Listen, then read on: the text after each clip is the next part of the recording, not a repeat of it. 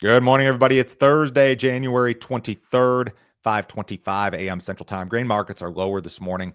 March corn futures down 0.75 cents at 483.5. March soybeans down 1.5 at 1054 3/4. March Chicago wheat down 2.5 at 551.5. March Kansas City wheat down 1 3/4 at 573. March spring wheat down a half cent at 606. Mackenzie, we've got a lot of people who watch on YouTube who are not subscribed to the channel. If you're not subscribed, what should you do? Hit that subscribe button. Subscribe, guys. Help us out. We're closing in on 19,000. 20,000 would be a short-term goal for us. If you ever hit 100,000, YouTube sends you like a plaque that I can put in the background. That's I don't exciting. know that there are 100,000 people on the planet that care what corn prices do every day, Yeah. but we could get there someday. I'm not going to say that we won't. Quick housekeeping note, guys. I'm going to see a bunch of you in Florida at the AgView Solutions Executive Business Conference. I was supposed to be there yesterday. I'm traveling this morning, so I'll see you there a little bit later today. Looking forward to seeing you guys down there. Matt's going to be filling in for me on the podcast tomorrow. Okay, let's get going. We have some legislation to discuss. So, a bipartisan group of senators has reintroduced the Farm to Fly Act to speed up the production of sustainable aviation fuel. The legislation would clarify SAF eligibility in the USDA's current bioenergy programs and expand markets for crops used in SAF production.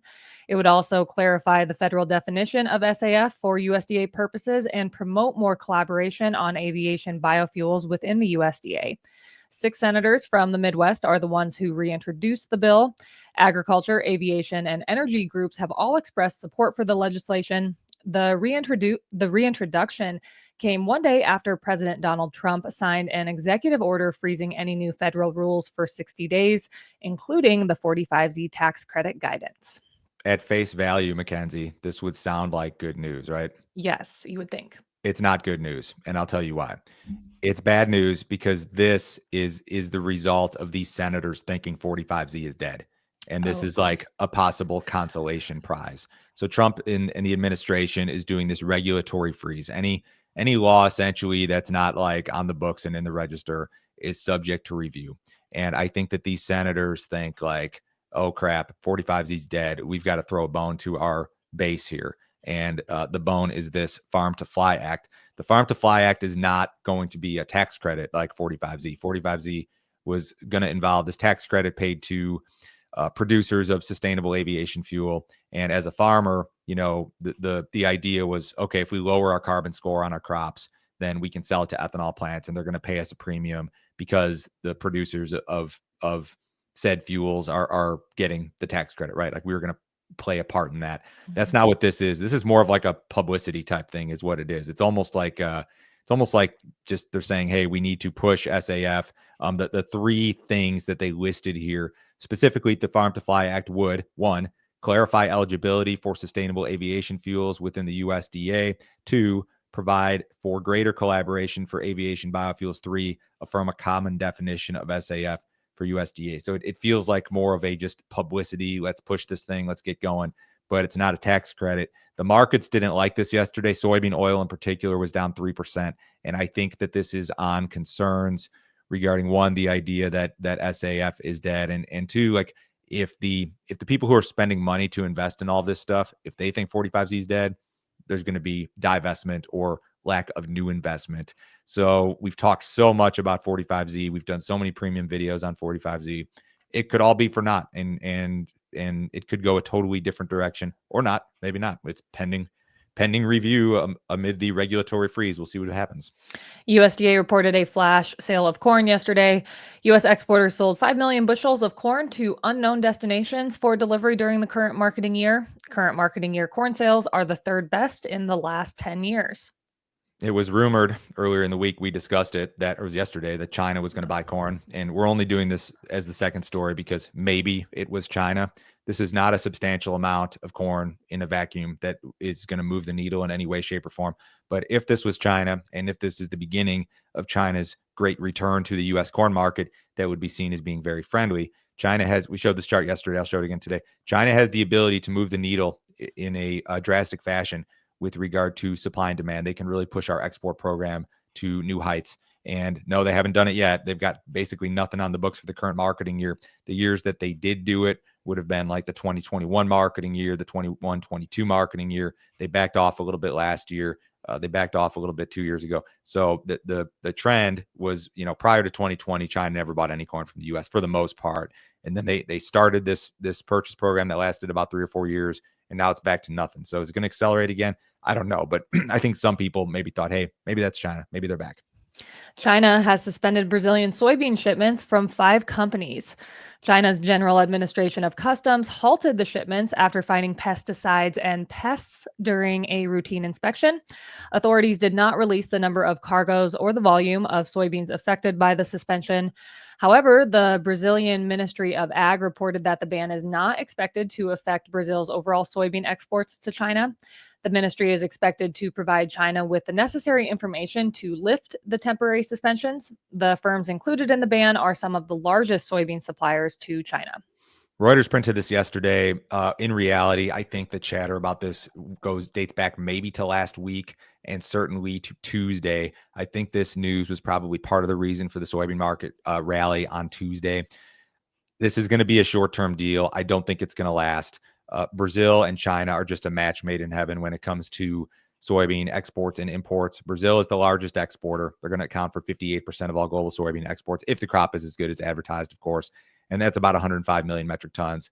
Soybean importers, China is projected to be the top importer, accounting for 61% of global imports, or 109 million metric tons. So they're going to get back together. It's just this is just a short-term breakup, I think, but I believe they'll be fine.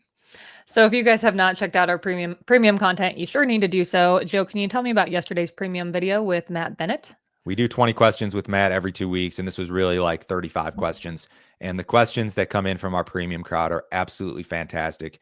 A lot of it's just stuff that we wouldn't be able to think of on our own, and it allows us to kind of stay topical. We address what people want to hear. So we talked about everything from grain marketing, old crop, new crop corn, old crop, new crop soybeans, spreads, basis, cash markets, put options, call options, reownership, protection, all sorts of stuff that you guys asked. We even had some cattle market questions in there. We had to do kind of like a rapid fire type deal, but great video. Matt's great doing this with me.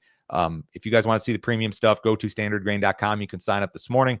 It's a $50 per month subscription. You can cancel at any time, no other fee, no other obligation. Nobody tried to sell you anything else. You get a ton of info from us every single day. There's no upsell. We're never going to call you. We don't really want to hear from you ever. We'll answer your questions via text message and email, certainly.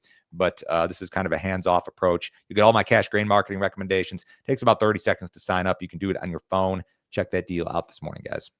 Weather forecasts for southern Brazil and Argentina have turned slightly wetter. Rains are slated to return to southern Brazil and northern Argentina by Sunday. Southern Brazil, in particular, should see widespread coverage during the next 5 days. The 5 to 10 day period introduces slightly better rainfall for key Argentina soybean areas.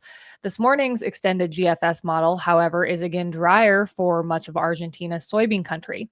Despite the rain, parts of Argentina, including Buenos Aires, may remain drier than normal.